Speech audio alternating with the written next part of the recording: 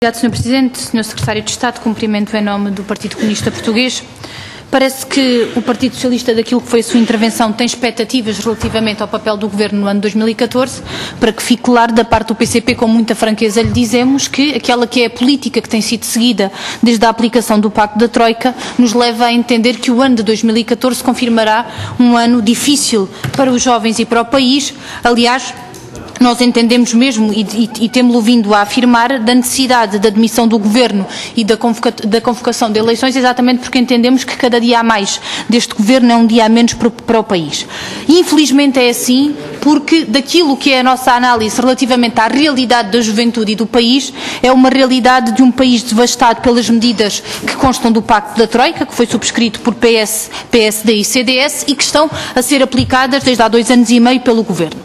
Aliás, importa relativamente às questões do desemprego e do fim do Impulso Jovem e do início deste Plano Nacional de Implementação de uma Garantia Jovem, dizer que para o PCP entendemos que é mais do mesmo. Aliás, insistir no emprego precário, insistir na contratação a baixo custo de mão de obra altamente qualificada é exatamente o contrário daquilo que o país precisa.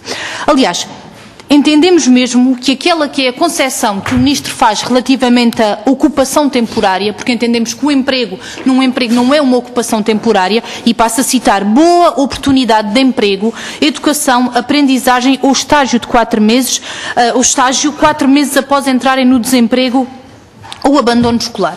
O PCP entende que neste país há lugar para a contratação efetiva de jovens quando se tratam de necessidades permanentes das empresas e dos serviços públicos, e por isso entendemos, e tem sido essa a nossa iniciativa, de exigir de facto a fiscalização do combate à precariedade e a garantia da contratação com direitos. Aliás, importa mesmo dizer, porque o Sr. Deputado do CDS dizia aqui há pouco que a juventude não é só desemprego. Pois não, a juventude podemos acrescentar desemprego, emigração, salários de miséria, trabalho precário e abandono escolar, porque é verdade que a realidade da juventude não é só desemprego.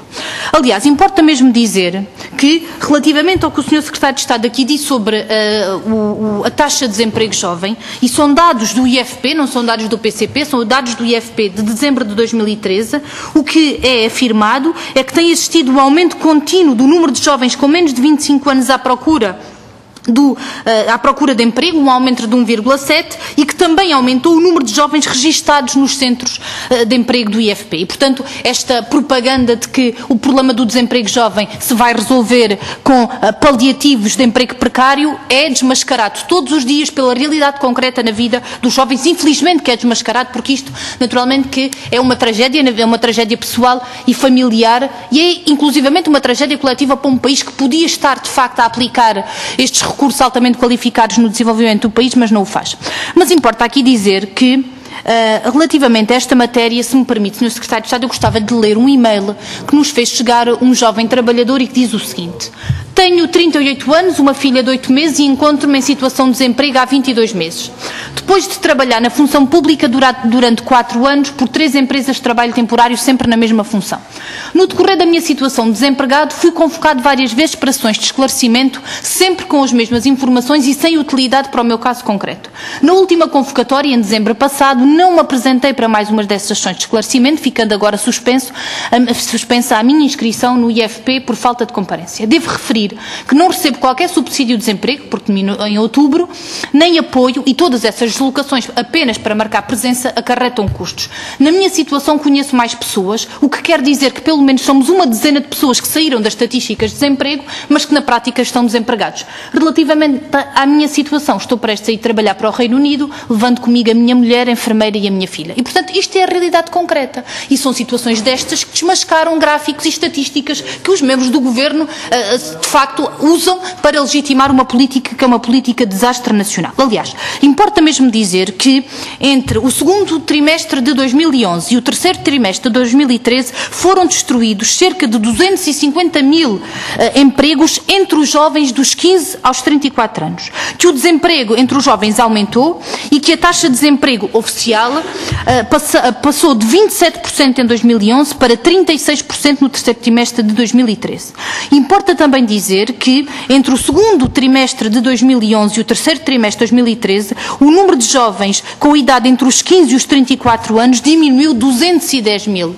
E, portanto, isto são números que retratam a vida de milhares de pessoas, são vidas concretas de jovens e de famílias que são confrontados por força de uma política que é devastadora da sua dignidade, são obrigados a sair do país e são obrigados a construir a sua vida, contribuindo com a sua energia e com o seu trabalho para o desenvolvimento de outros países, mas naturalmente que não para o nosso. E, portanto, relativamente a esta matéria, também gostaríamos de lhe dizer que, de facto, termino, Sr. Presidente, dizendo isto e guardando outras questões para a outra ronda, que o PCP não espera que o Plano Nacional de Implementação de uma Garantia venha resolver o que o Impulso Jovem não resolveu. Aliás, vem de facto legitimar a precariedade e vem legalizar o recurso à precariedade quando se tratam de necessidades permanentes, porque o que nós entendemos é que é fundamental é a criação de emprego com direitos e para isso é necessário o mercado interno, para isso é necessário desenvolvimento económico e social, para isso é necessário o desenvolvimento do país, naquilo que é a sua força produtiva, mas também na agricultura e nas pescas e infelizmente é exatamente o contrário daquilo que o Governo está a fazer.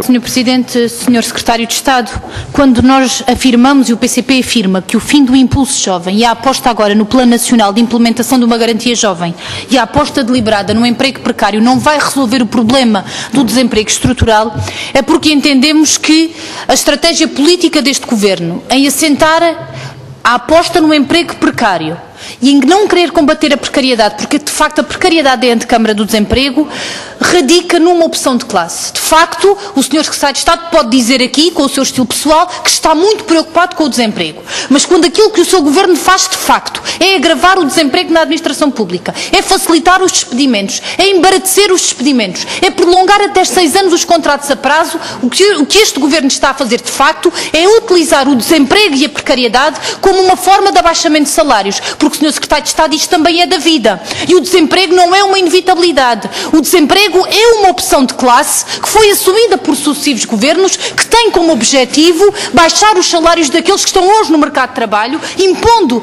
condições de trabalho muito difíceis. E o Sr. Secretário de Estado importa também aqui dizer que o que está em curso da parte deste Governo, num plano de destruição das funções sociais do Estado, em confronto com a Constituição da República Portuguesa, é um projeto político de concentração da riqueza e de agravamento da exploração, porque a riqueza no país continua a ser cada vez mais mal distribuída, porque de facto no país, Sr. Secretário de Estado, os jovens não baixam os braços. Aliás, no passado sábado, este dia 1 de fevereiro, em todas as capitais de distrito, houve milhares de jovens que não baixaram os braços. Foram os jovens trabalhadores da Pizza Hut, foram os jovens trabalhadores da McDonald's, foram os trabalhadores ferroviários, foram enfermeiros, foram professores que não baixam os braços, porque lutam pela dignidade nas suas vidas. Mas este Governo não assegura a dignidade na vida das pessoas, porque este Governo acha que pagar salários de miséria é o caminho, porque temos um caminho de salários de miséria no país e o modelo de desenvolvimento económico é radicado nisso. O Sr. Secretário de Estado, o PCP é veementemente contra este modelo de emprego precário e mal pago. Não podemos